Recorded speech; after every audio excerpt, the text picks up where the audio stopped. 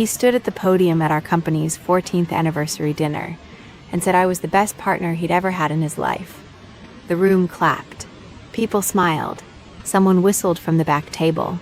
And in a file on his laptop at home, a file he thought was private, there was a signed letter of intent to sell my half of the company to a conglomerate in Charlotte. His signature. Not mine. I found out 3 weeks after that dinner. And I need you to understand something before I tell you what I did about it. I am not someone who reacts fast. I don't scream. I don't send the angry text at midnight. I don't blow up the situation before I understand the full shape of it. I wait. I watch. I build. That is how I built the company in the first place. And that is exactly how I took it back. Stay with me, because the way this ends, he walked right into it smiling. Here is the thing nobody tells you about building a business from nothing. It doesn't just take your time. It takes your whole life, whether you offer it or not. I was 27 when Marcus Holt and I started Clearwater Supply Company in a rented warehouse on the south edge of Asheville, North Carolina. 2 folding tables, a shared laptop, 1 commercial refrigeration unit we bought off a restaurant that was closing down on Haywood Road. That was it. That was what we had. I handled operations and logistics, routing, scheduling, the 5 a.m. phone calls when a truck broke down 20 miles from a delivery, the inventory problems, the vendor contracts, the stuff that doesn't get a speech at the anniversary dinner but is the reason the anniversary dinner happens at all. Marcus handled relationships, and he was good at it. Easy warmth, good memory for names. The kind of person who makes a client feel like they're the most important account in the building, even when they aren't. Together, we were supposed to be something complete. I believed that, fully, for a long time. And I want to be honest with you about something personal right now, because it matters for understanding why this story hit the way it did. 4 years into building Clearwater, my marriage fell apart. Not dramatically, just quietly, the way things do when 2 people have both given everything to something that isn't each other. The divorce was clean on paper and brutal in every other way. I gave up the house, I kept the business, and I told myself the business is enough. The business is proof. Proof that I made something real. Proof that I was someone who could not be taken from. Proof that at least one thing in my life was solid. I also let go of things I didn't notice I was letting go. A best friend from college I haven't spoken to in 3 years. Not from a fight, just from saying soon too many times. A relationship that ended before it started, because I couldn't stop checking my phone during dinner. 4 vacations I booked and then canceled. Twice to the same place. I handed all of it over without resisting, because I believed in what we were building. And then I found out the thing I'd given everything to protect had been quietly hollowed out from the inside by the one person I trusted most to help me keep it standing. That is what this story is actually about. Not the money, not the legal battle. The moment you find out that the proof you were living on was not what you thought it was, and what you do next. It wasn't one big moment that set off my instincts. It was a series of small things that didn't add up. The first was a line item in our quarterly expenses, consulting fees, recurring, monthly, not large enough to trigger an audit flag, but consistent, and not tied to any vendor I recognized. I asked Marcus about it once, casually. He said it was an operations consultant he'd brought in to look at our growth strategy. Said he'd meant to loop me in, and kept forgetting. He said it the way he said most things. Warm, relaxed, reasonable. That easy half smile that made every explanation sound like it was just a minor oversight and not worth your next 20 minutes. I let it go, and that is the thing about being betrayed by someone close. You let things go. Because the cost of believing the worst about the person standing next to you is higher than the cost of accepting a bad explanation. At least, that's how it feels at the time. By March, there was a second line item. Different name, different amount, same pattern. I didn't ask about it this time. I hired someone instead. A forensic accountant named Patricia Weld worked out of a small office on the 3rd floor of a building on Wall Street in downtown Asheville. I'd walked past it 100 times. I found her through a referral. I told nobody, not Marcus, not our office manager. No one. I brought her 3 years of company financials and said I needed to know if something was wrong. I didn't name who I suspected. I just handed her the files and said, "Tell me what you find." 6 weeks later, she called and said, "Come in person." I remember that drive exactly. 15 minutes. Gray Tuesday morning. Coffee going cold in the cup holder. The kind of morning that doesn't announce itself. Patricia had 2 folders on her desk when I sat down. She opened the first one. Over 30 months, she told me. Someone with access to your vendor accounts had been routing small payments between $800 and $2,200 each to 3 entities. None registered businesses in the state. No websites. No verifiable addresses. No phone numbers. Combined total over 30 months, $44,000. I stared at the number. Then she said, "There's a second folder, and that second folder is where everything changed." While pulling the financial records, she had cross-referenced the names on those invoices. One appeared in an email chain, linked to documents sent to our business address, forwarded to a personal account instead of answered at the company level. She obtained those documents through a financial review disclosure process. Legal, clean, documented. The name in those emails was Cornerstone Regional Holdings, a distribution conglomerate based in Charlotte. She set a printed email chain on the desk in front of me. The thread was dated 26 months ago. The sender was Marcus Holt, his personal email, not the company one. He had been in negotiation with Cornerstone Regional Holdings for over 2 years. In every single email, he referred to the deal as his deal. Not ours, his. I read those emails 3 times at her desk. I kept my face still. I don't know how. Inside, I felt like the floor had dropped 6 inches. Then Patricia said, "There's one more thing. I'm going to explain the next part simply, because the legal details matter, but they don't need to be complicated to be devastating." 3 years ago, our operating agreement was amended. A new clause was added. It said, either partner can buy out the other's stake using a formula based on net earnings, not market value, not what the business is actually worth. Just the earnings number on paper. My signature was on it. I remembered signing it. Marcus told me it was a standard protection. If one of us ever wanted out, it gave us a clean exit. Our company attorney's name was on the document. I signed it in about 4 minutes between client calls. Here is what that clause actually did. At current earnings levels, Marcus could force me out of my own company for $380,000. The company's real market value, between $3 and $4 million. He had spent 3 years setting up the math. He just needed me to sign the document, and I already had. Now here is the part that changed everything. That amendment had been processed through a different attorney, not our original attorney of record, someone else. And our original agreement required both partners to use the same legal representation for any amendment. That did not happen, which meant the amendment was potentially voidable. If the clause was void, Marcus had no buyout mechanism, no legal way to force me out, no clean title to hand to a buyer, no deal. I called a lawyer that same night. Her name was Renata Cross. She listened to everything. Then she gave me 4 words. Don't move yet. Listen. She connected me with a business litigation attorney named Gerald Fitch the next morning. Gerald reviewed Patricia's full report. Then he looked at me and said, "The amendment has strong grounds for challenge, but it will take time to build correctly." He told me one thing clearly: do not tell Marcus you know. If he finds out you know, he accelerates. He finds another route. You lose the timing advantage you have right now. So for 3 months, I went to work every single day and acted like nothing was wrong. I want you to understand what those 3 months felt like. Every Monday morning meeting, every shared lunch, every strategy session where Marcus talked about the next phase of Clearwater, and I sat across from him, asked follow-up questions, and wrote things on a notepad. He had started dressing better.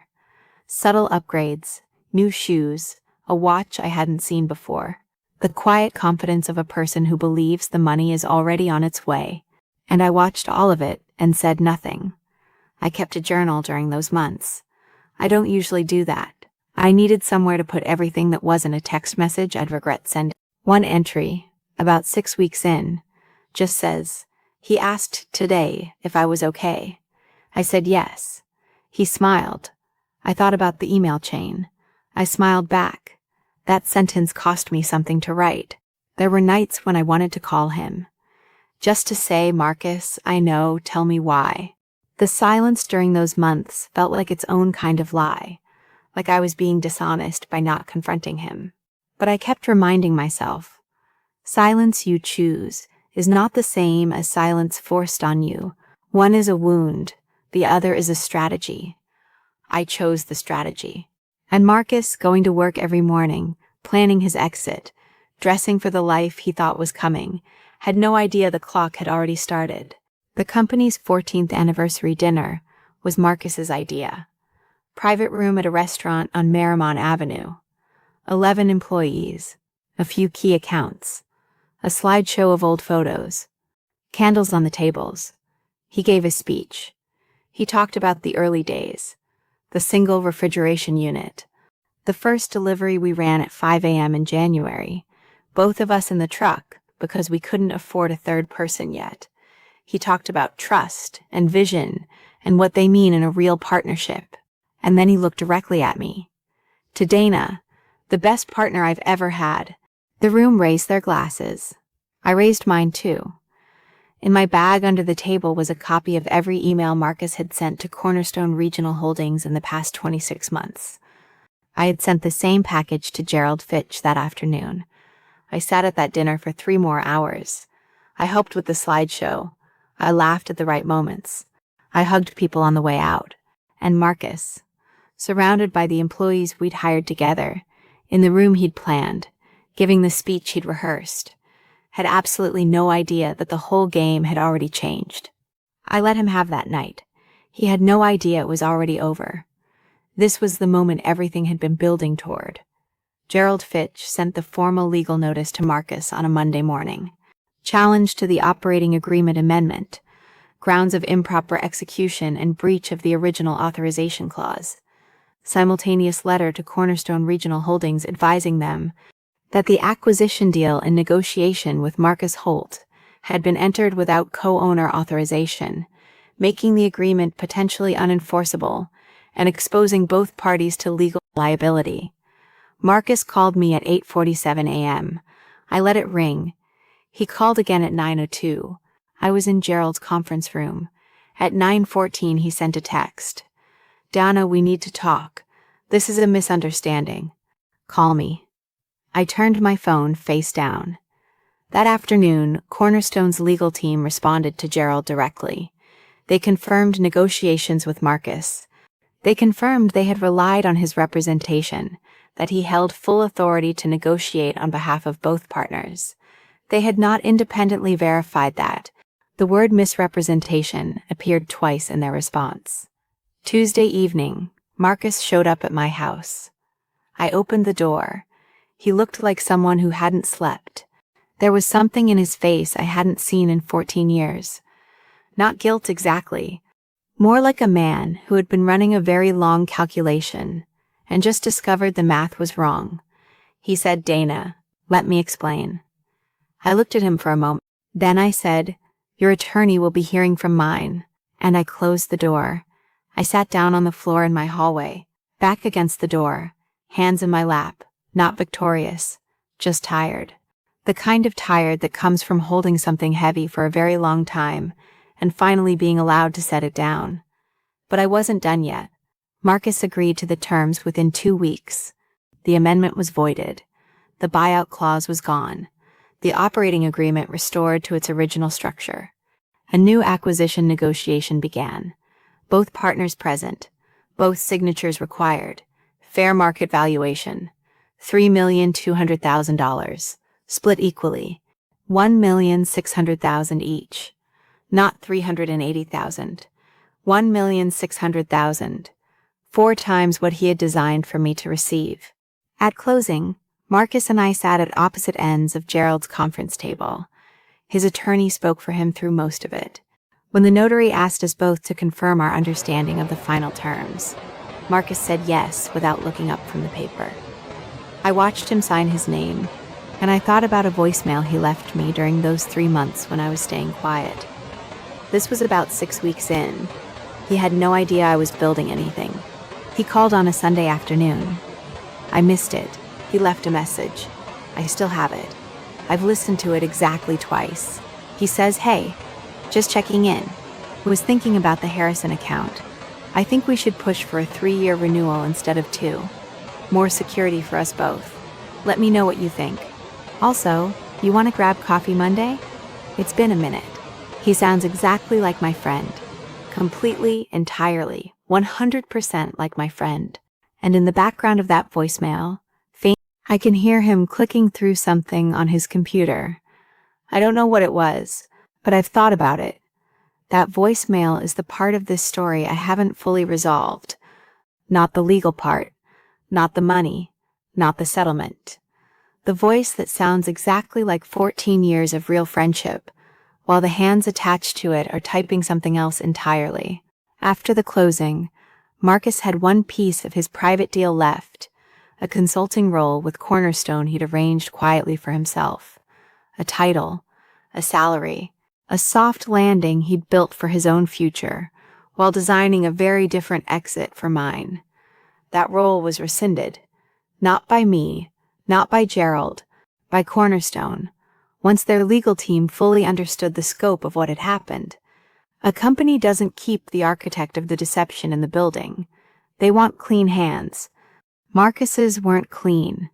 Word moved through Asheville the way it does in a mid-sized city, where people in the same industry know each other. Court filings are public record. The acquisition had a name on it. The story wasn't hard to piece together. A few of his long-standing client relationships went quiet. Not hostile, just quiet. The kind of quiet that tells you they've heard something and are being careful. He left town the following spring. I heard he was in real estate development outside Charlotte. I haven't asked for details. He texted me once, the week after closing. 2 words. "I'm sorry." I read it once. I didn't reply. I'm at a coffee shop on Lexington Ave on a Tuesday morning in October, and for the first time in as long as I can remember, I have nowhere I have to be.